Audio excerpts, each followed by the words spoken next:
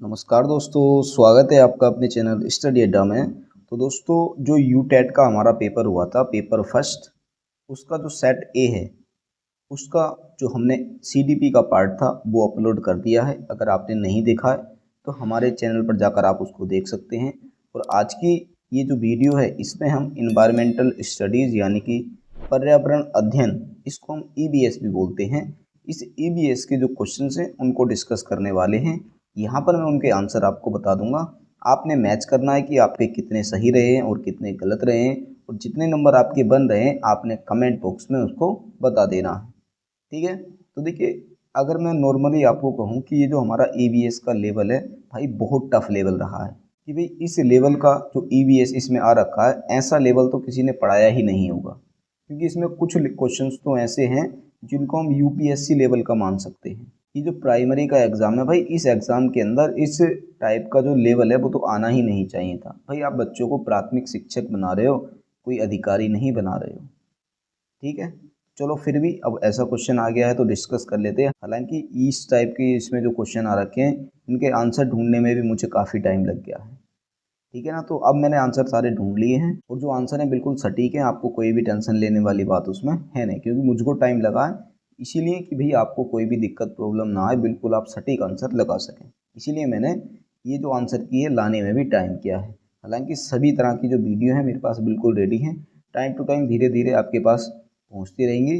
बस आपने क्या करना है, सारी की सारी जानकारी प्राप्त करने के लिए जो हमारा टेलीग्राम चैनल है उसको भी ज्वाइन कर लेना है, और उसका जो लिंक है मैंने डिस्क्रिप्शन बॉक्स में दे रखा है। ठीक है। तो अगर आप वहाँ से ज्वाइन कर लें तो वहाँ से भी आपको सारी की सारी जानकारियाँ मिलती रहेंगी। तो देखो, इसमें सबसे पहला हमारा क्वेश्चन आ जाता है। क्वेश्चन नंबर 121 है।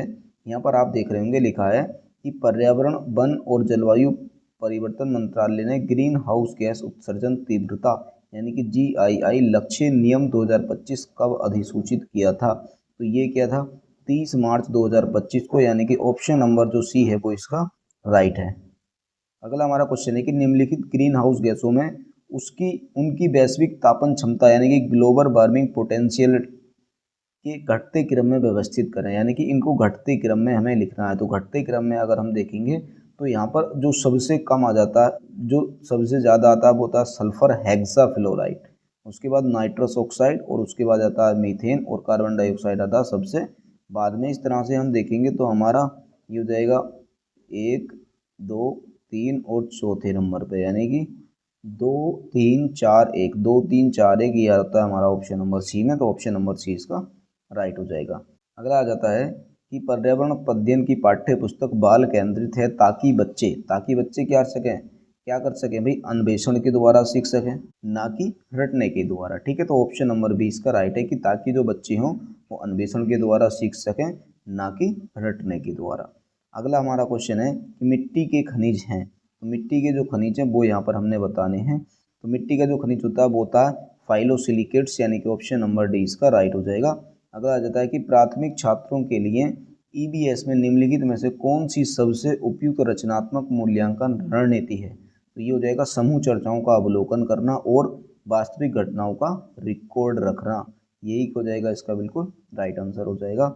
अगला आ जाता है हमारे पास कि राष्ट्रीय पाठ्यचर्या रूपरेखा यानी कि NCF 2005 के अनुसार प्राथमिक स्तर पर ईबीएस अधिगम के दायरे में निम्नलिखित में से कौन सा कथन सही नहीं है। तो यहाँ पर जो कथन सही नहीं है वो हमने बताना है। तो यहाँ से अगर हम देखते हैं जो सही कथन नहीं है, ये क्वेश्चन थोड़ा लेंथी है इसलिए हम इसको शॉर्ट में कर लेते हैं। इसमें हमारा सबसे पहला ऑप्शन आ जाता है कि बच्चे की वास्तविक जीवन स्थितियों के साथ ईबीएस अंतः क्रिया को सीखने की वास्तविक संलग्नता के माध्यम से दिन प्रतिदिन गतिविधियों पर विचार के रूप में माना जाता है। बिल्कुल सही है ये। पर्यावरण अध्ययन से बच्चों में अपने पर्यावरण के प्रति जागरूकता और समझ बढ़ती है, ये भी बिल्कुल सही है।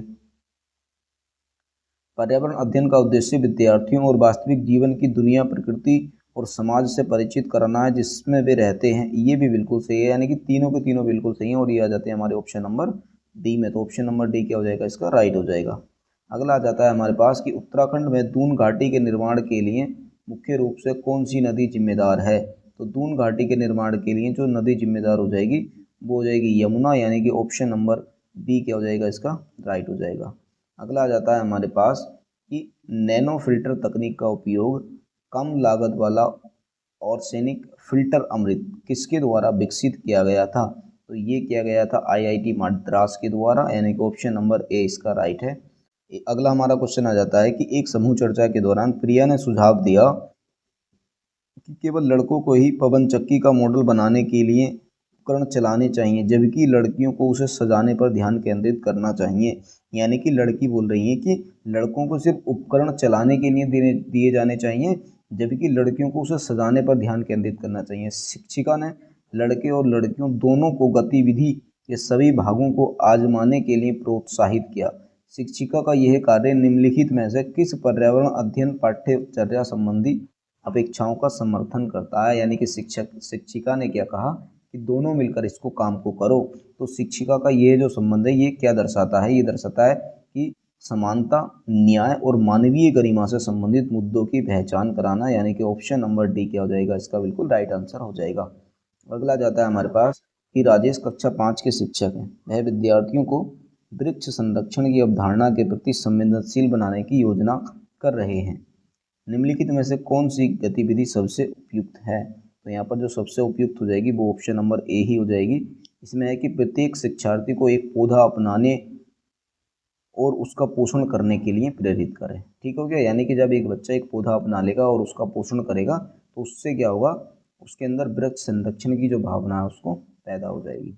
अगला है कि एक बच्चा पर्यावरण अध्ययन को भौतिक, जैविक, रासायनिक, सामाजिक, सांस्कृतिक और अन्य आयामों को सीख सकता है। यह जो कथन है किस बात की पुष्टि करता है कि पर्यावरण अध्ययन क्या है? तो ये प्रासंगिक क्षेत्र है, ये तो नहीं है। समग्र क्षेत्र का ये बिल्कुल सही है। शिक्षार्थी केंद्रित ये भी सही है, उपरोक्त में से कोई नहीं है। यानी कि यहाँ पर देखो दोनों बिल्कुल सही है, तो यहाँ पर मैं दोनों पर जाऊँगा, दोनों भी इसका आंसर हो सकता है, क्योंकि समग्र क्षेत्र जो होता है उसके अंदर शिक्षार्थी केंद्रित भी आ जाता है। तो यहाँ पर थोड़ा आप अपने हिसाब से देख सकते हो, पर मैं ज़्यादा जो जाऊँगा वो जाऊँगा समग्र क्षेत्र के अंदर। ठीक है, क्योंकि इसके अंदर शिक्षार्थी केंद्रित भी इसके अंदर ही आ जाता है। ठीक हो गया? अगला हमारा क्वेश्चन आ जाता है कि मनुष्य प्रकृति से अलग है और अप्राकृतिक नियमों के अधीन नहीं है, यह अवधारणा क्या दर्शाती है?